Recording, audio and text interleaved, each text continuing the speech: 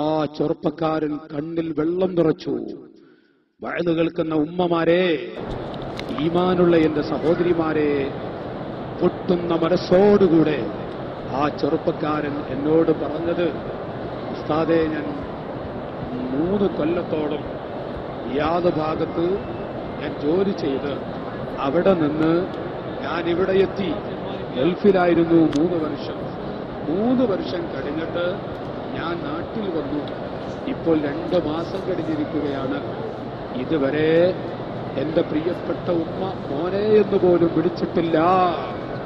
എന്റെ ഉമ്മ എന്നോടൊരു വാക്ക് പറഞ്ഞിട്ടില്ല, സംസാരിച്ചിട്ടില്ല.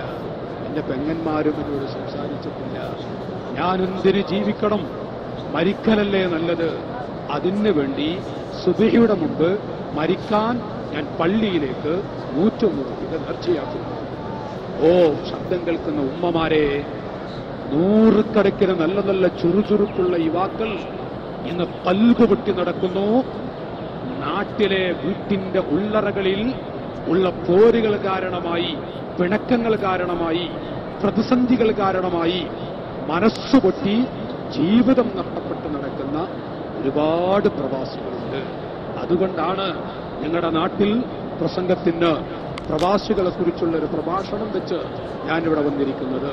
ഇത് പറയുമ്പോൾ ഒരുപാട് കാര്യങ്ങൾ ഞങ്ങളുടെ മുന്നിൽ നിരത്താനുണ്ട്.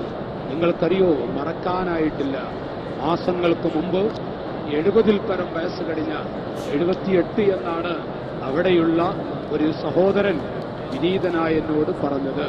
ഞാൻ ചോദിച്ച ഉമ്മാക്ക് എത്ര വയസ്സ് കാണും? 78 വയസ്സ് കാണും. 78 വയസ്സ് പ്രായമുള്ള ഉമ്മയെ നെഞ്ചത്ത് ചവിട്ടിയിട്ട് ആ ഉമ്മയെ കൊന്നത് 22 വയസ്സ് പ്രായമുള്ള ഒരു സുഹൃത്ത്, ഒരു സഹോദരനാണ്. ഇത് പറയുമ്പോ ഏതെങ്കിലും ഒരു മുസ്ലിമിന്റെ മനസ്സ് പെട്ടാതിരിക്കോ?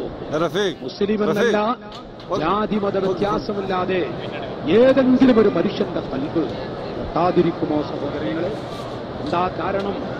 78 വയസ്സ് പ്രായമുള്ള ആ ഉമ്മയെ നെഞ്ചിലേക്ക് ചവിട്ടിയത്, മാറിടത്തിലേക്ക് ചവിട്ടിയത് എന്താണ്? ഇതിനുള്ള കാരണം, അതിനുള്ള സബബ് കാരണമുണ്ടാക്കിയത്? സുബ്ഹാനല്ലാഹ്, ആ യുവാവ് മറ്റു സ്ഥലങ്ങളിലൊക്കെ പോയി അവസാനം വീട്ടിലേക്ക് വരുമ്പോ, വൈകുന്നേര സമയത്ത് വീട്ടിലേക്ക് വരുന്നു. വീട്ടിലേക്ക് വരുന്ന സമയം വടിയും കുത്തിപ്പിടിച്ച് പ്രായമുള്ള ഉമ്മ ഈ പൊന്നുമകന് ആ ഉമ്മയുടെ കൈകൊണ്ട് ചായമുണ്ടാക്കി വെച്ച് കാത്തിരിക്കുകയാണ്.